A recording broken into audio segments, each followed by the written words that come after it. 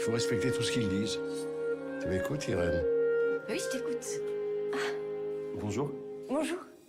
Je te présente Jacques. Il va examiner tes yeux. J'ai fait semblant de rien voir. B. Il faudra peut-être que vous portiez des lunettes. À quel âge t'as couché pour la première fois? Tu m'agaces avec tes questions. Va te coucher, la vedette.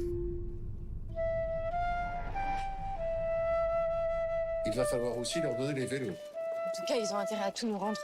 Comment tu peux accepter ça? Ça va aller, Igor. Et puis faut arrêter là. On n'a pas la peste non plus. Faut jamais avoir peur. On décide de tout dans la vie. Tu peux ouvrir les yeux. Je suis désolée, j'ai pas vu le temps passer. Mais est-ce que t'es devenue folle? Est-ce que tu peux t'imaginer 2 minutes l'inquiétude? Amusez-vous. Jouez toujours comme si vous jouiez pour la dernière fois. Oui, non. Au théâtre. À Marivaux. Rien ni personne ne prend le dessus sur la vie. Rien.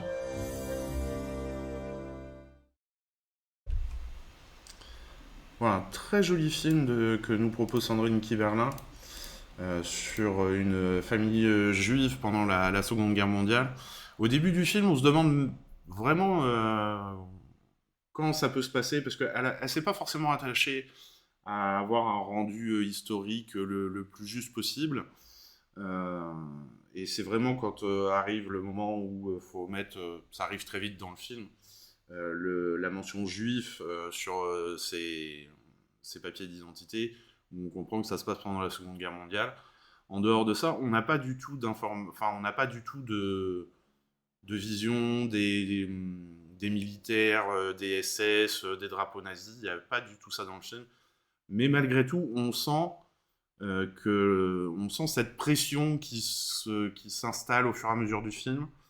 Et tous les événements qui ont été qui ont été mis en place par le régime nazi contre les juifs. Donc ça commence par mettre le tampon rouge juif sur ses papiers d'identité, aller donner son téléphone parce qu'on n'a plus le droit d'avoir le téléphone, et ainsi de suite, et ainsi de suite. Et malgré tout, cette jeune fille qui va bien, qui veut vivre sa passion, qui veut... et qui décide un peu d'ignorer toute cette pression, mais elle sait que c'est là quand même, et qui est explosive et qui tient le film, qui dégage une énergie folle. Et en parallèle, vraiment pour rappeler que c'est la Seconde Guerre mondiale et qu'on est toujours dans cette ambiance qui s'alourdit au fur et à mesure. Il y a le personnage du père et le personnage de sa grand-mère. Et c'est intéressant aussi, ces deux personnages qui sont très en contradiction, puisque la grand-mère, elle, ne veut pas accepter de mettre juif sur ses papiers d'identité. D'ailleurs, elle cache ses papiers d'identité pour que le père ne puisse pas les emmener à la préfecture pour avoir le tampon rouge. Et puis ce père qui lui se dit bon, mais si on accepte, peut-être qu'on nous laissera tranquille. Et donc au fur et à mesure, il accepte toutes les choses. Donc vraiment 3 personnages avec des envies différentes, des manières d'agir différentes face à cette montée du régime nazi. Et donc vraiment un très joli film. Avec sur la guerre, sans la guerre.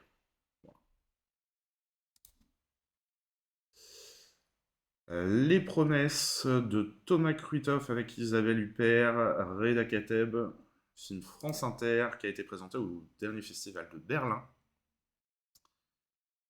que je n'ai pas vu, donc on va regarder la bande-annonce tout de suite. De l'intimidation. Bonjour monsieur. C'est ça, la démocratie, franchement, répondez-moi. Monsieur Est-ce que c'est ça la... Monsieur Esposito, je vous rappelle que vous n'avez rien à faire ici. Vous êtes un marchand de sommeil. Plus la cité se dégrade, et moins cher vous rachetez les appartements. Yazid, Fondir Cab. Bonjour. Bonjour. On va tout rénover. Le bâti, le chauffage, l'ascenseur. Avec un plan de rénovation sur 31 mois. Ils ont besoin qu'on leur tende la main. Une main à 63 millions d'euros, Clémence. La question, c'est on fait quoi, maintenant? Il n'y a pas de plus beau mandat que celui de maire. Vous avez peur de quoi exactement? D'assumer un peu d'ambition? Vous avez exactement le profil dont ce gouvernement a besoin. Une chose. Quelqu'un va vous contacter pour caler un rendez-vous. Avec Le Premier ministre. On propose d'être ministre. T'hésites? Je vais me faire broyer. Ça m'aiderait de comprendre un peu comment ça fonctionne dans ta tête. Finalement, je te croyais différente des autres, mais t'es prête à vendre père et mère pour quelques miettes de pouvoir. Ça fait 12 ans que je la vois se bagarrer pour les Bernardins comme si l'avenir de l'humanité en dépendait. Je te demande juste de lui faire confiance un peu. Les plans, ça fait 20 ans que j'en vois passer. L'État trouvera toujours une bonne raison pour ne rien faire. Je les prends sur qui, les millions? Mais vous faites comme vous voulez, vous vous démerdez, je m'en fous de votre cuisine. On cherche des personnalités, pas des pirates de la politique. Je ne suis pas là pour vous dire qu'on doit se battre, je suis là pour vous dire qu'on va gagner. Tu vas laisser passer 63 millions sans rien faire? T'arrêtes maintenant. J'essaie juste de te comprendre. De ce papier dépend l'avenir d'une cité. L'avenir de plus de 3000 personnes en détresse. On abandonne, on en reste là? Moi, je suis pas d'accord. Donc je suis honnête, mais je mens. Une promesse non tenue, c'est pas un mensonge.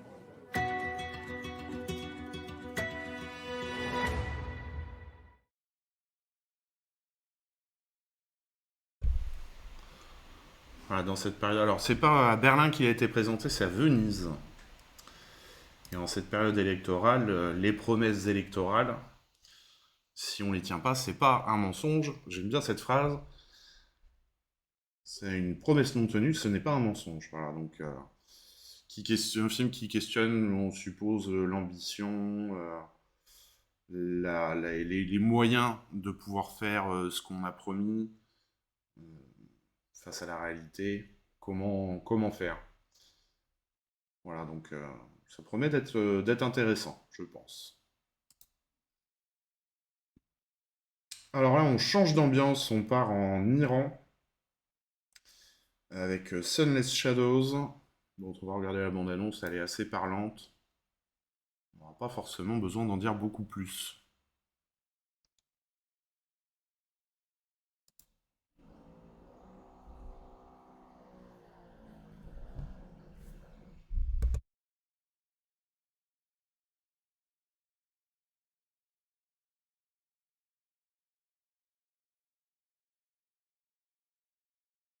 اتاق یه دوربین فیلمبرداریه. دکمه قرمزشو میزنی و میشینی رو صندلی صحبتاتو میکنی. هر موقع هم که صحبتات تموم شد دوباره دکمه قرمزشو میزنی و میای بیرون.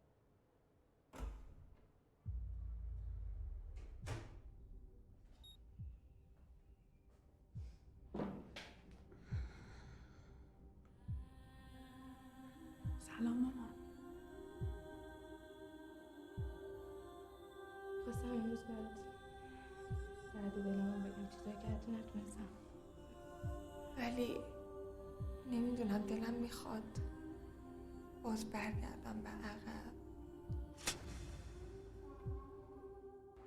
اون موقع آدم هیچی نمیفهمه، از کاری که کرده لذت میبره. میدونین چرا؟ چون انتقام 23 سالش گرفته، انتقام کتکا، انتقام خیلی کارا. ای کاش کتک بود. چون دوستت دارم، چون به غیر از تو کسی رو ندارم. برام دعا کن تا بتونم یه زندگی خوبی داشته باشم. دوستت دارم مامان، خیلی.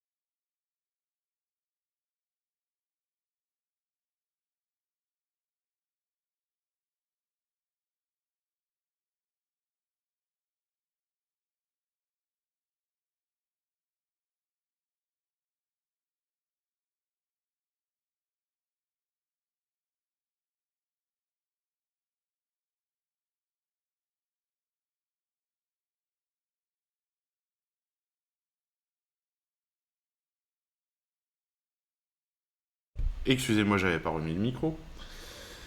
Donc on est dans un centre de détention et le réalisateur laisse les femmes qui sont emprisonnées dans cette prison en Iran parler et s'exprimer. Et elle révèle un petit peu d'elle-même, leurs sentiments, leurs doutes. Et